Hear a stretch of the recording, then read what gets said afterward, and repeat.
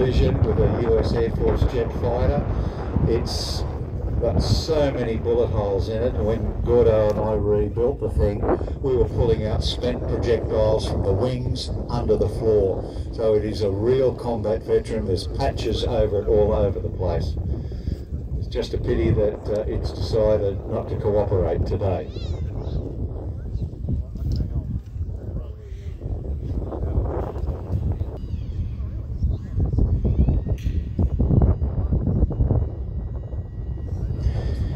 Aircraft that you can hear behind us is a Sea Fury, Hawker Sea Fury.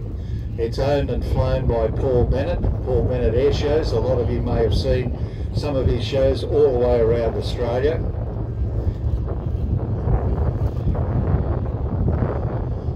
Just priming the engine now. This is not the original engine that was fitted to the aircraft. This is the same engine that was fitted to the Douglas Sky Raider fighter bomber in Vietnam and also flew in Korea.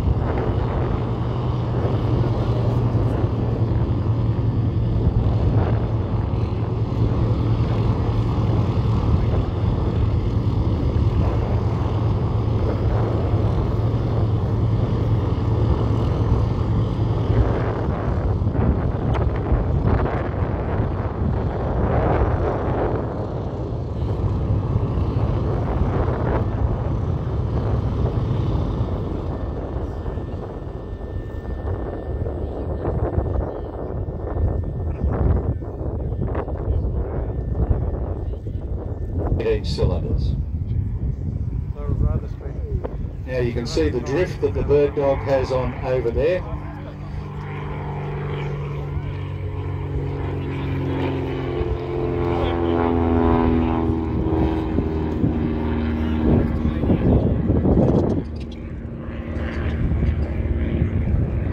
Bird Dog was conceived to replace what they call the Airborne Operation Posts, AOPs, during World War II. They were light aircraft that were used for spotting for artillery, spotting enemy troop movements, enemy lines, seeing what the troop dispositions were and reporting.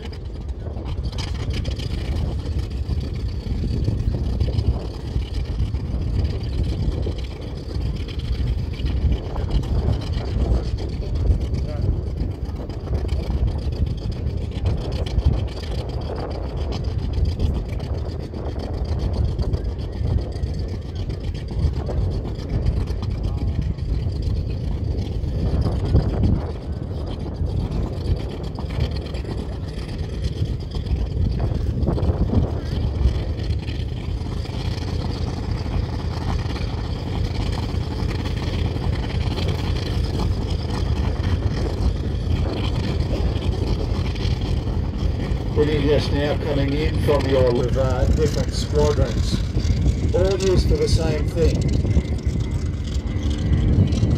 Virtually no protection for the pilot, a little bit of Kevlar under and behind the seats. They can be fitted with either 4 or 8 air-to-ground rockets. They were known as Willie Pete's. They stood about that high. They had folding fins. When they went out of the tube, they went out in a spiral, and that spinning motion flew out the tail fins and stabilised them. They were called Willie Pete's because they were fitted with white phosphorus warheads. They were not explosive.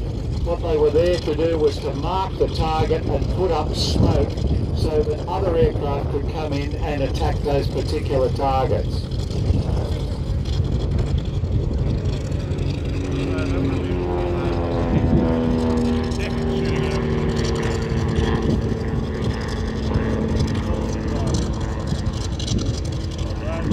This is the 75th year anniversary, and we're hoping to get a few bird dogs, a few more dogs down at Temora.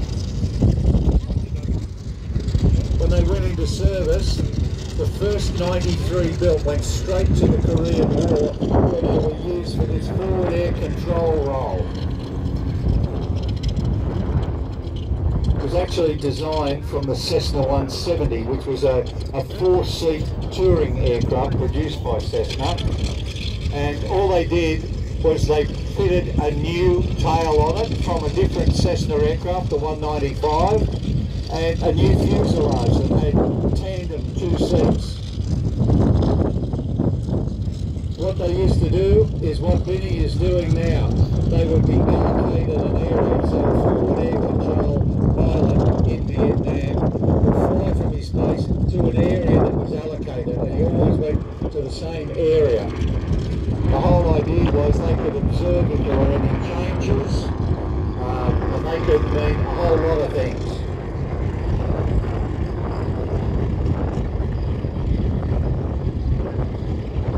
For example, the grey dog that was flying out of Wade, Colonel Richard Brown, who was the air element commander there, that was one of his 2 aeroplanes. He noted a whole lot of tracks across paddy fields.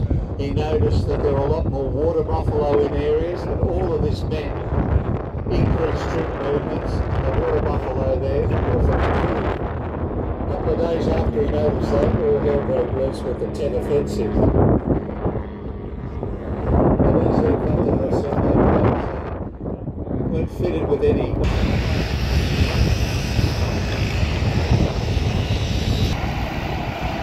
Look at this.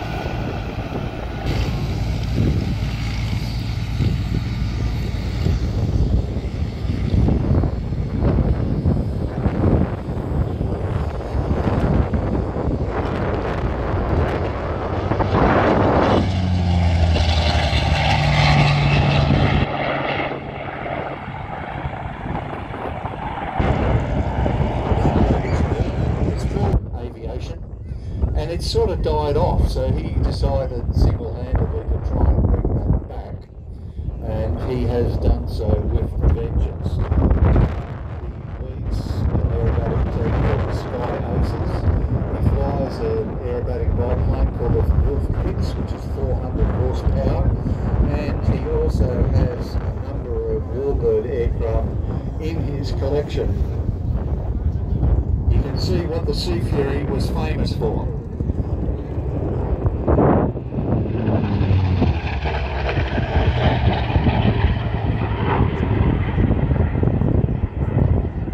That engine sounds like it's hardly doing any work at all.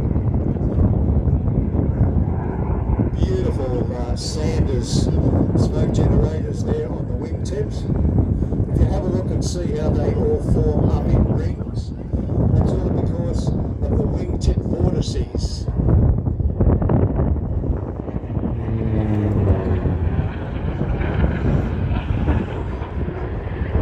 Sea Fury was actually developed by the Hawker Aircraft Company in the United Kingdom, and first flew in very, very early 1945, before the war ended in Europe.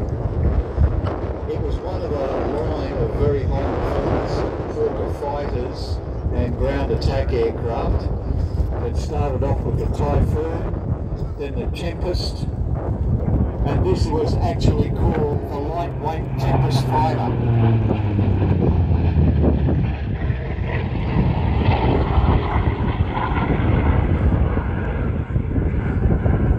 They modified the Tempest by taking out the centre section of the wing, joining the 2 outer wing panels, modifying the fuselage. They had a Tempest 2 that had a radial engine during World War II,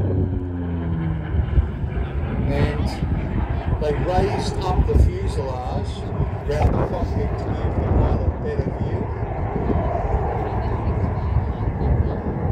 There are 860 Sea Furies that were manufactured, and the Royal Australian Navy picked up 101 of those.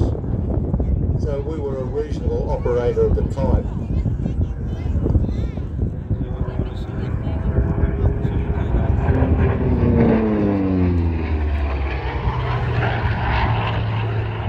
Four 20mm cannon, up to 16 air-to-ground rockets, or a 1,000-pound bomb under each wing, or they could carry up to 290 Imperial gallon drop tanks.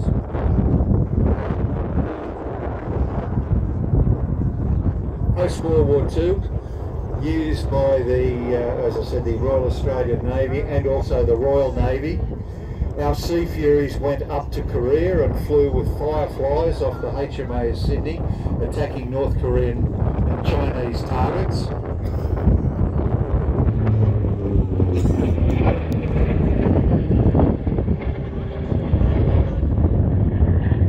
They're also used by quite a few other countries. Egypt, they had a number of them. They were used by the Pakistanis and manufactured these aircraft. They were built by Fokker, used off their aircraft carriers, and also the Canadians.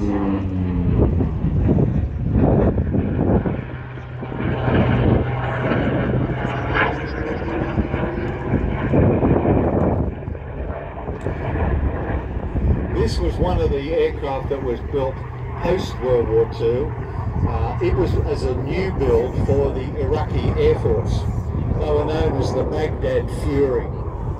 This was allocated number 325. They operated from a base called Habanya in Iraq, which was a former Royal Air Force field and had been so since just post-World War I.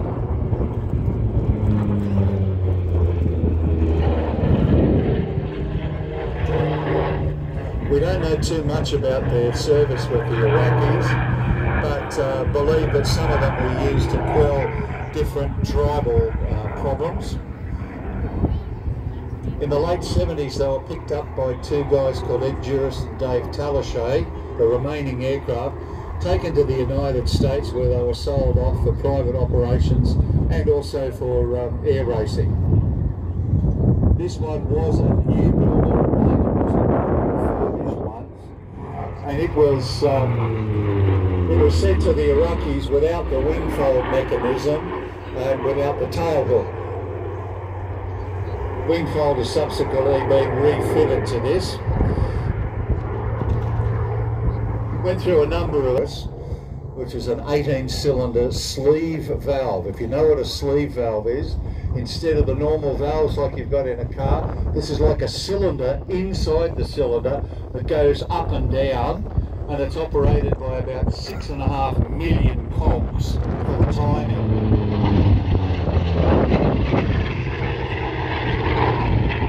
If you ever get to see a photograph of a Bristol Hercules or a Bristol Centaurus engine with the casing off it to expose all of these, there are hundreds of cogs in there that operate these cylinders. They're pushed up by a tiny, very thin rod, and they have ports in the side that they actually open and close as the sleeve moves up and down. A lot of people have re-engined Sea Furies with American engines. This is an R3350 that was fitted to the Douglas Sky Raider, with the same sort of engine that was fitted to the Lockheed Constellation, the airliner. It was also fitted to the Boeing B-29 Superfortress during World War II. So it was actually called the Sky Fury for a while, because the Sky Raider on Sea. It's a beautifully demonstrated here by Paul.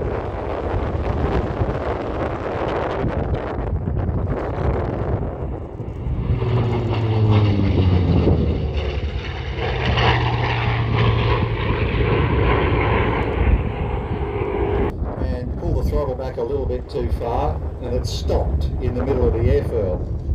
So he got out, he hand-propped the engine. He had the throttle too far forward, and the aeroplane took off by itself.